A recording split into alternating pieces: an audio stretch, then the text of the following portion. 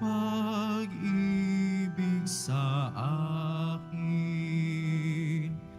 Linisin mo sana ang aking karunungan at patawarin mo ang aking kasalanan.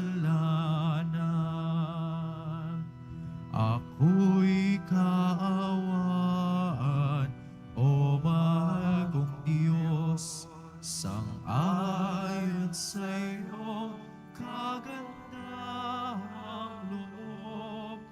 Mga kasalanan ko'y iyong pawiin, ayon din sa iyong pag-ibig sa akin. Sa ngalan ng Ama at ng Anak at ng Espiritu Santo, Amen. sumainyo ang Panginoon. At sumaiyo rin. Mga minamahal kong mga kapatid, aminin natin ang ating mga kasalanan upang tayo ay maging marapat gumanap sa banal na pagdiriwang. Inaamin ko.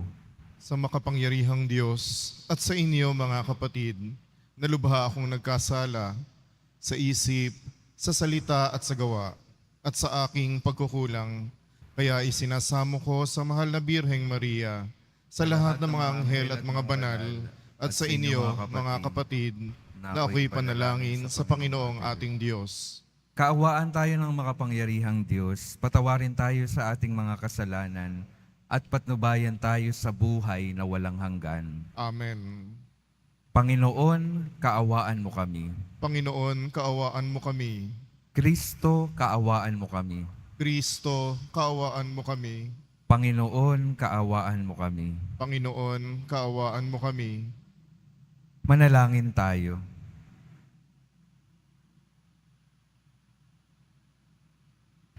Ama naming makapangyarihan, huwag mong bawiin sa amin ang iyong kagandahang loob na nagpapagindapat na kami maging iyong lingkod at nagdudulot sa amin ang iyong palagiang pagkupkop. Sa pamamagitan ni Jesucristo, kasama ng Espiritu Santo, magpasawalang hanggan. Amen. Maupo muna po ang lahat. Pagbasa mula sa aklat ni Propeta Daniel. Noong mga araw na iyon, tumindig si Azarias at dumalangin. Alang-alang sa iyong karangalan, huwag mo kaming itakwil habang panahon. Huwag mong putulin ang iyong tipan sa amin. Muli mo kaming kahabagan, alang-alang kay Abraham na iyong minamahal, kay Isaac na iyong lingkod, at kay Israel na iyong pinabanal. Ipinangako mong pararamihin ang kanilang lahi, gaya ng mga bituin sa langit at ng kabuhanginan sa tabing dagat. Subalit ngayon, Panginoon, kami ay naging pinakamaliit na bansa. Dahil sa aming mga kasalanan, kami ang pinakaabang ngayon sa sanlibutan. Wala kaming hari, mga propeta o mga tagapanguna ngayon. Walang templong mapag-alayan ng mga handog na susunugin, mga hain at kamanyang. Wala man lamang lugar na mapaghandugan upang kami ay humingi ng awa mo. Ngunit lumalapit kami sa iyo ngayon, nabagbag ang puso at nagpapakumbaba. Tanggapin mo na kami na parang may dalang mga baka, mga guya, at libo-libong matatabang tupa na susunugin bilang handog sa iyong harapan. Tanggapin mo ang aming pagsisisi bilang handog upang kami matutong sumunod sa iyo ng buong puso. Walang nagtiwala sa iyo na nabigo. Simula ngayon, buong puso kaming susunod sa iyo. Sasamba at magpupuri sa iyo. Huwag mo kaming biguin. Yamang ikaw ay maamo at mapagkalinga. Kahabagan mo kami at sakluluhan. Muli mong iparanas sa amin ang iyong kahangahangang pagliligtas at sa gayoy muling dakilain ang iyong pangalan, Panginoon. Ang salita ng Diyos. Salamat sa Diyos. Poon, iyong gunitain ang pag-ibig mo sa amin. Poon, iyong gunitain ang pag-ibig mo sa amin. Ang kalooban mo'y ituro, O Diyos. Ituro mo sana sa aba mong lingkod. Ayon sa matuwid, ako ay turuan. Ituro mo, Poon, ang katotohanan, tagapagligtas ko na inaasahan. Poon, iyong gunitain ang pag-ibig mo sa amin. Poon, gunitain pag-ibig mong wagas at ang kabutihang noon pa'y nahayag. Pagkat pag-ibig mo'y hindi nagmamaliw, ako sana, Poon, ay alalahanin. Poon, iyong gunitain ang pag-ibig mo sa amin. Mabuti ang poon at makatarungan. Sa mga salare, guro at patnubay. Sa mababang loob siya yaong gabay at nagtuturo ng kanyang kalooban. Poon, iyong gunitain ang pag-ibig mo sa amin. Tumayo na po ang lahat.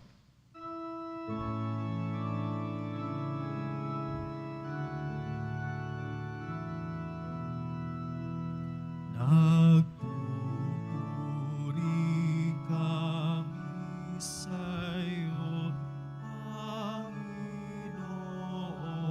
Jesucristo. Nagpupuri kami sa'yo, Panginoong Jesucristo. Magsisi tayong mataos, halinang magbalik loob sa magpagpatawad ng Diyos. Sa Kanya tayo tumulog at manumbalik na lubos. Nagpupuri kami sa'yo, Panginoong Jesucristo.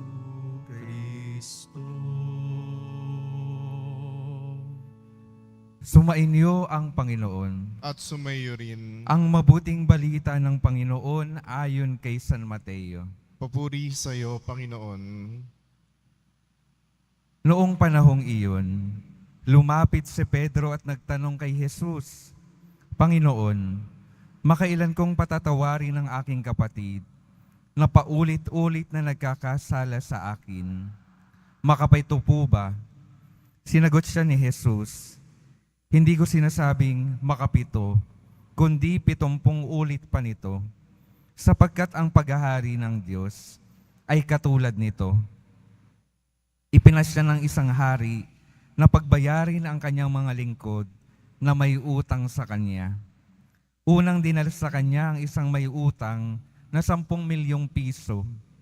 Dahil siya'y walang ibayad, iniutos ng hari na ipagbili siya, ang kanyang asawa, mga anak, at lahat ng ari-arian upang makabayad. Nanikluhod ang taong ito sa harapan ng hari at nagmakaawa. Bigyan pa po ninyo ako ng panahon at babayaran ko sa inyo ang lahat. Naawa sa kanya ang hari, kaya ipinatawad ang kanyang mga utang at pinayaon siya. Ngunit pagkaalis niya roon, ay nakatagpo niya ang isa sa kanyang kapwa lingkod na may utang na 500 piso sa kanya. Sinunggaban niya ito at sinakal, sabay wika, "Magbayad ka ng utang mo."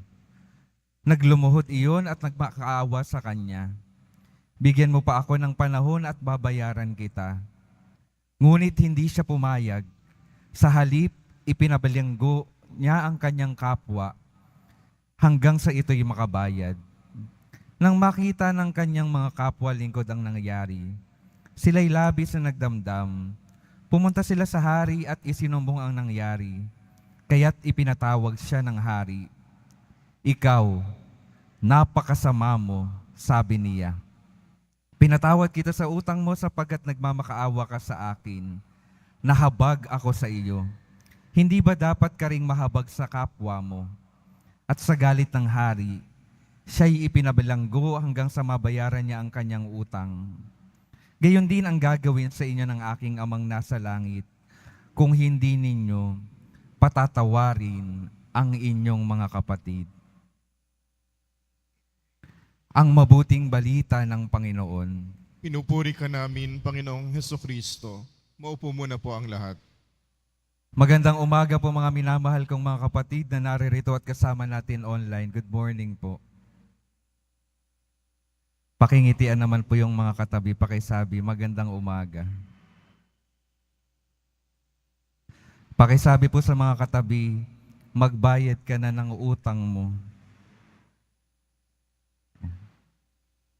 Yan po yung napakinggan natin sa Ebanghelyo. May tanong lang po ako. Bago po ako pumunta sa aking pagninilay, kapag may kakilala po tayo at hindi natin nabati sila ng birthday sa araw ng kanilang birthday, ano pong pahabol nating greeting sa kanila? Di ba ho, belated happy birthday? Meron pong mag-boyfriend at mag-girlfriend. Yung lalaki po ay nakagawa ng mali sa kanyang girlfriend. At itong lalaki, humihingi ng tawad. Sabi niya, sorry na. Patawarin mo na ako sa nagawa kong mali." Sabi ng girlfriend, sorry ka dyan. Huli na ang lahat. Huli na ang lahat. Kaya ang sabi ng boyfriend, di belated sorry. Ayan po, hindi ko alam kung nagkaayos pa sila. Pero ang sasabihin ko po sa inyo, yung pagpapatawad po ng Panginoon, ito po yung napakahalagang ipinapakita sa atin ng ating ebanghelyo ngayon. Yung pagpapatawad ng Panginoon, kapag tayo ay humihingi ng pagpapatawad, palaging hindi pa huli ang lahat. Ano lang yung kailangang gawin? Tayo ay lumapit sa Kanya, magsisi humingi ng tawad, at kahit ano pang panahon, gaano pa kalaking kasalanan yung ating nagawa, papatawarin at papatawarin tayo ng ating Panginoon. Yung ating Panginoon, hindi magsasawa at hindi magpapagod na patawarin yung bawat isa sa atin. Tayo lamang yung minsan o kaya naman madalas, yung hindi lumalapit sa Kanya para humingi ng paumanhin, humingi ng tawad sa ating mga nagawa. Ngayon pong panahon ng Kwaresma, isa pong magandang panahon para tunay na pagnilayan yung ating mga nagawang pagkakamali, yung mga nagawa nating kasalanan, at nawa sa ating pagninilay, itulak tayo nito para tayo ay humingi ng patawad at paglilinis sa ating Panginoon na naghihintay sa atin na magbalik sa Kanya. Tayo po nawa ay humingi ng tawad. At yun po yung pinapakita ng Panginoon, kahit na malaki yung utang ng isang naglilingkod sa Kanya, kahit na napakalaki, nung humingi ng tawad yung kanyang lingkod, pinatawad ng ating Panginoon. Huwag po tayong mahiyang lumapit palagi sa ating Panginoon. Ano pong pagkakamali lamang ng lingkod? Yung pagkakamali po ng lingkod ay minsan pagkakamali din po natin. Alam po natin yung Diyos, palaging magpapatawad yan. Yung lingkod po, sa karanasan niya ng pagpapatawad ng ating Diyos, ang ninanais ng Diyos, matuto siyang magpatawad katulad ng ating Panginoon. Pero kadalasan po sa ating mga buhay, nagkakaroon po tayo ng problema. At ano po yung problema? Madalas po tayong nakakalimot. Nakakalimutan po natin na tayo rin ay nagkasala sa Diyos. Tayo rin ay pinatawad ng Diyos. Nakakalimutan natin yung karanasan ng pagpapatawad, kaya hirap na hirap tayong magpatawad ng ating mga kapwa. Kaya ngayong araw po, ngayong panahon ng Kwaresma, ang isa pa pong imbitasyon ko, patuloy po nating alalahanin yung ating mga karanasan ng pagpapatawad mula sa Diyos upang tayo ay magkaroon ng inspirasyon na panghuhugutan kapag may mga kapwa tayong nagkasala sa atin para maipalaya na natin yung ating mga kalooban, mapagaan yung mga kalooban sa mga sama ng loob na nagpapabigat ng ating mga buhay. Pagpapatawad po ang isa sa mga sagot sa pagpapalaya ng ating mga kalooban. Naalala ko po, nung namatay po yung tatay ko, ang isa po sa pinakamabigat sa aking kalooban ay yung isa sa pinakapiнаgsisisi ko po talaga ay hindi ako nagkaroon ng pagkakataon para sabihin sa tatay ko na pinapatawad ko siya. Yung aking magulang po, bago po ako pumasok ng seminaryo, ay naghiwalay po sila. At patuloy naman kaming nagkikita at patuloy pa rin nilang pinaparanas yung kanilang pagmamahal kahit na magkahiwalay sila. Pero nandun kami, nag-uusap kami, pero yung pagkakataon na siya ay humingi ng patawad at ako ay magbigay ng aking kapatawaran, yun po yung isa sa mga pinagsisisi ko.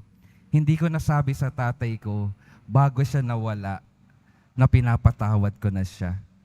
Kaya habang ako po ay patuloy na tumutugon sa ating Panginoon, nagkaroon ng pagkakataon na bumigat yung aking kalooban dahil meron akong daladalang hindi pagpapatawad. Ano pong ginawa ko?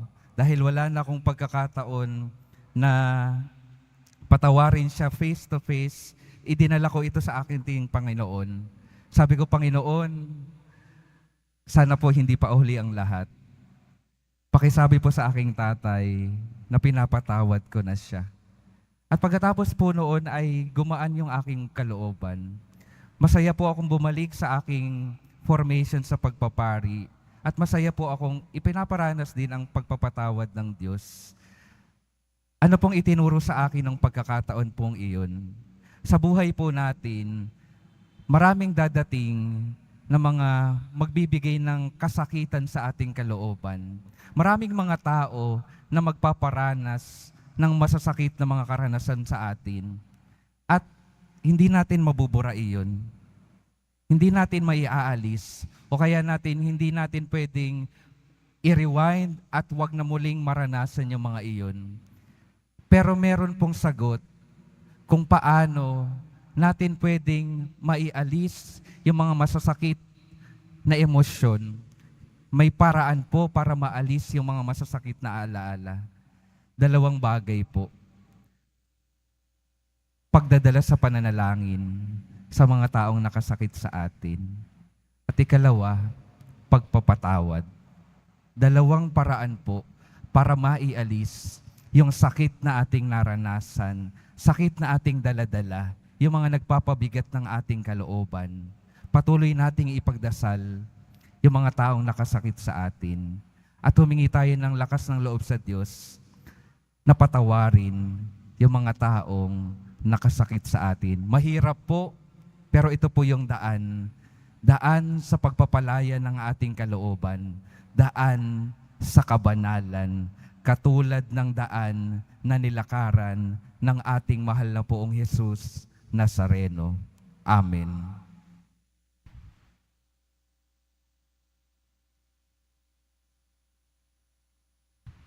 Tumayo na po ang lahat.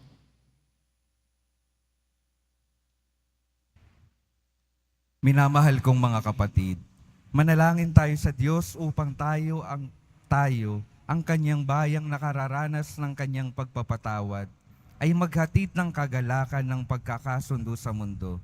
Sa bawat panalangin ng ating sasabihin, Panginoon, gawin mo kaming tagapaghatid ng iyong kapayapaan. Panginoon, gawin mo kaming tagapaghatid ng iyong kapayapaan. Ang simbahang pinalaya ng dugo ni Kristo, naway mamuhay sa pagkakasundo at kapayapaan. Manalangin tayo. Panginoon, gawin mo kaming tagapaghatid ng iyong kapayapaan. Ang simbahang Kristiyano, naway magsama sa ilalim ng nag-iisang ebanghelyo ng pag-ibig. Manalangin tayo. Panginoon, gawin mo kaming tagapaghatid ng iyong kapayapaan. Ang mga mag-asawa, naway matutong magpatawad at umunawa sa isa't isa. Manalangin tayo. Panginoon, gawin mo kaming tagapaghatid ng iyong kapayapaan. Ating lahat nawang matutuhan ang habag ni Jesus upang tayo ay makapagpatawad sa isa't isa mula sa puso. Manalangin tayo. Panginoon, gawin mo kaming tagapaghatid ng iyong kapayapaan. Ama naming nasa langit, lagi mo nawa kaming palakasin ng iyong pag-ibig at habag. Hinihiling namin ito sa pamamagitan ni Kristo na aming Panginoon. Amen. Maupo na po ang lahat.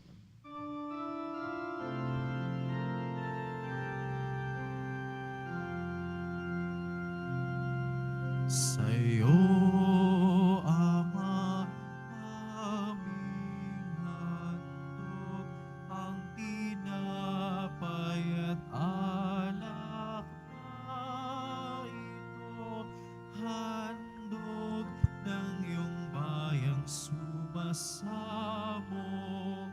humingi ng patawad mo sa pagsunod sa utos mo. Nalulugod akong labis, di masukat ang galak mo, pagkat aking iniibig. Sa'yo, Ama, aming handog ang tinapay at alak na ito, handog ng iyong bayang sumasamo, humingi ng patawad mo. Tumayo na po ang lahat. Manalangin kayo mga kapatid upang ang paghahain natin ay kalugdan ng Diyos Amang makapangyarihan. Tanggapin nawa ng Panginoon itong paghahain sa iyong mga kamay sa kapurihan niya at karangalan, sa ating kapakinabangan at sa buong sambayanan niyang banal. Ama naming lumikha, sa ikapagpapatawad ng mga kasalanan, maganap nawa ang paghahain ng aming mga alay, upang kami kalugdan mo at ganap na kasihan, sa pamamagitan ni Heso Kristo, kasama ng Espiritu Santo, magpasawalang hanggan. Amen. Sumainyo ang Panginoon. At sumayo rin, Itaas sa Diyos ang inyong puso at diwa. itinaas na namin sa Panginoon, Pasalamatan natin ang Panginoong ating Diyos. parapat na siya ay pasalamatan. Ama naming makapangyarihan, tunay ngang marapat na ikaw ay aming pasalamatan sa pamamagitan ni Heso Kristo na aming Panginoon. Sa aming kusang pagtitiis ng hirap, tinutulungan mong aming maitumpak ang kinamihas ng pagsalungat sa pananagutang iyong iniatas sa aming pagtulad sa anak mong mahal na nagpakasakit para sa tanan. Ang pagsisikap namin iyong kinalulugdan at ang pagpapakabuti namin iyong ikinararangal. Kaya kaisa ng mga anghel na nagsisiawit ng papuri sa iyo, nang walang humpay sa kalangitan, kami nagbubuni sa iyong kadakilaan. Santo, Santo, Santo, Panginoong Diyos ng mga hukbo, napupuno ang langit at lupa ng kadakilaan mo. O sana sa kaitaasan, pinagpala ang naparirito sa ngalan ng Panginoon, O sana sa kaitaasan, lumuhod po ang lahat. Ama naming banal, ikaw ang bukal ng tanang kabanalan, kaya't sa pamamagitan ng iyong Espiritu, gawin mong banal ang kaloob na ito, upang para sa amin maging katawan at dugo ng aming Panginoong Heso Kristo.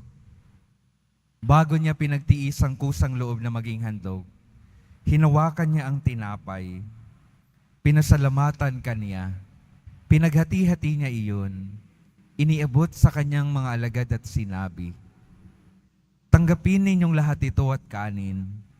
Ito ang aking katawan na ihahandog para sa inyo."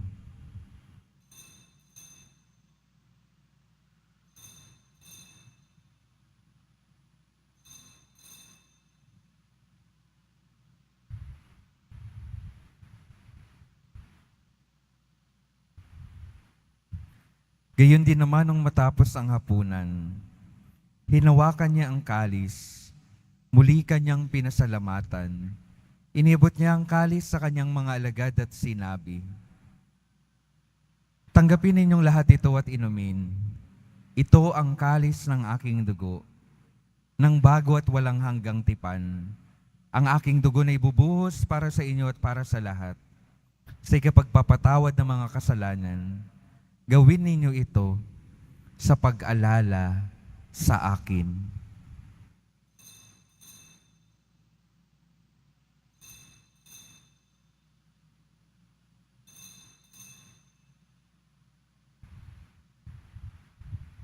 Tumayo na po ang lahat.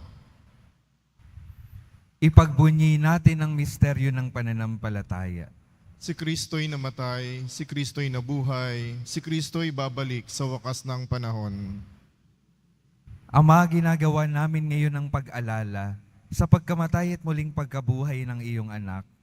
Kaya't iniaalay namin sa iyo ang tinapay na nagbibigay buhay at ang kalis na nagkakaloob ng kaligtasan. Kami nagpapasalamat dahil kami iyong minarapat na tumayo sa harap mo para maglingkod sa iyo. Isinasama namin kaming magsasalo-salo sa katawan at dugo ni Kristo ay mabuklod sa pagkakaisa sa pamamagitan ng Espiritu Santo. Ama, lingapin mo ang iyong simbahang laganap sa buong daigdig. Puspusin mo kami sa pag-ibig, kaisa ni Francisco na aming Papa at ni Jose na aming Obispo at ng Tanang Kaparian. Alalahanin mo rin ang mga kapatid naming nahimlay nang may pag-asang sila'y muling mabubuhay. Gayon din ang lahat ng mga pumanaw. Kaawaan mo sila at patuloyin sa iyong kaliwanagan. Kaawaan mo at pagindapatin kaming lahat na makasalo sa iyong buhay na walang wakas. Kaisa ng mahal na Birheng Maria na Ina ng Diyos, ng kabiyak ng puso niyang si San Jose, kaisa ng mga apostol, ni San Juan Bautista at ng lahat ng mga banal, na namuhay dito sa daigdig ng kalugod-lugod sa iyo. Maipagdiwang nawa namin ang pagpupuri sa ikararangal mo sa pamamagitan ng iyong anak na aming Panginoong Heso Kristo.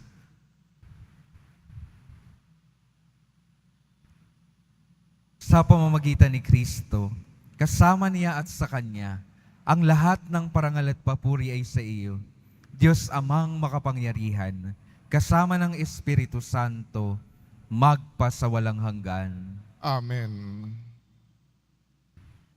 Sa tagubilin ng mga nakagagaling na utos at sa turo ni Jesus na Panginoon natin at Diyos, ipahayag natin ng lakas loob.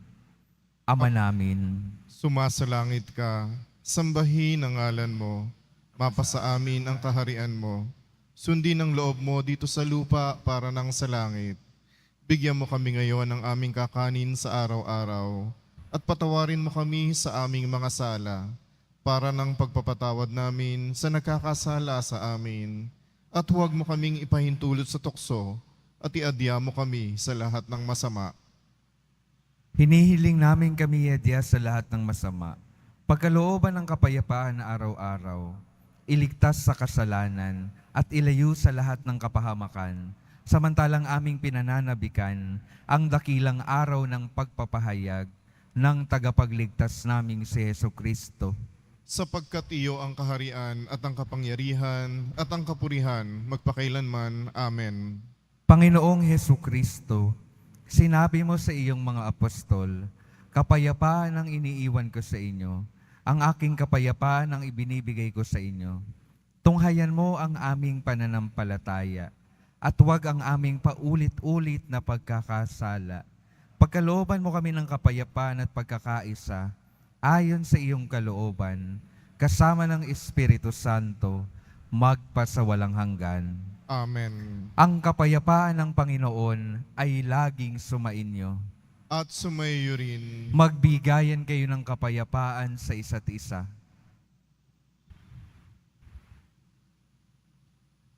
Kordero ng Diyos na nag-aalis ng mga kasalanan ng sanlibutan, maawa ka sa amin. Kordero ng Diyos na nag-aalis ng mga kasalanan ng sanlibutan, maawa ka sa amin. Kordero ng Diyos na nag-aalis ng mga kasalanan ng sanlibutan, ipagkaloob mo sa amin ang kapayapaan. Lumuhod po ang lahat.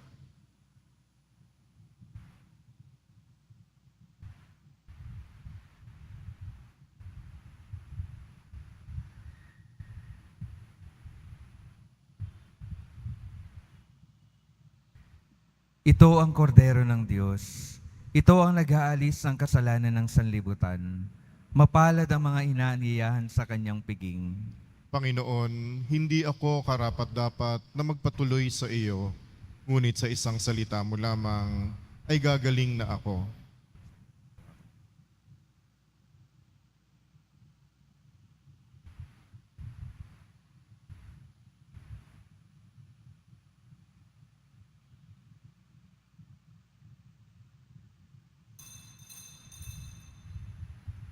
Para po sa lahat ng tatanggap ng banal na komunyon, sasagot po tayo ng amen pagkasabi ng pari o lay minister ng katawan ni Kristo. At isubo agad sa bibig bago umalis sa harapan ng pari o lay minister. Sumunod po tayo. Maraming salamat po.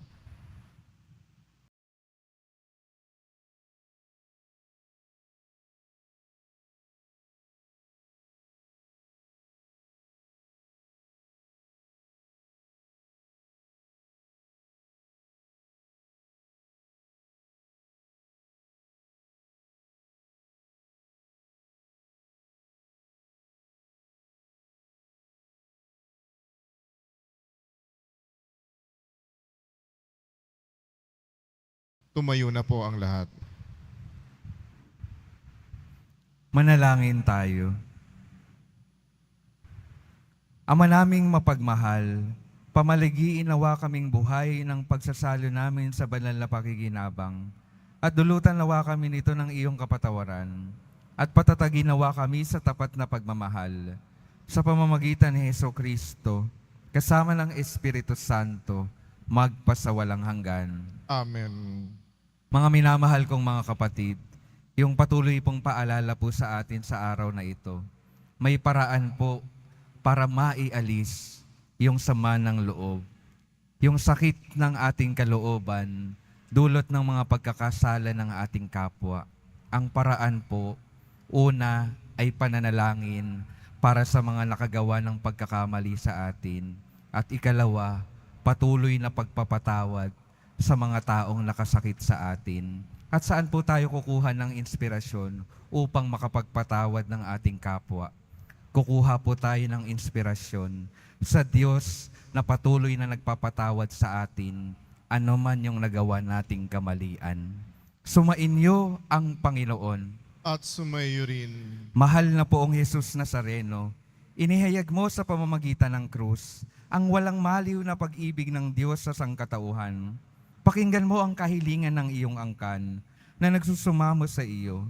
Makamtanawa nila ang iyong katugunan at tanggapin ang kasagutan na may utang na loob na tinatanaw.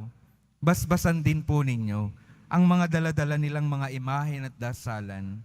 Sa pamamagitan ng bendisyon na ito, naway maalala nila ang mga pangako nila noon sa binyag, na ikaw ay kanilang iibigin at paglilingkuran bilang Panginoon, magpasawalang hanggan. Amen. At pagpalain kayo ng makapangyarihang Diyos, Ama, Anak, at ng Espiritu Santo. Amen. Humayo kayong mapayapa, taglay ang pag-ibig ng mahal na poong Jesus Nazareno. Salamat sa Diyos.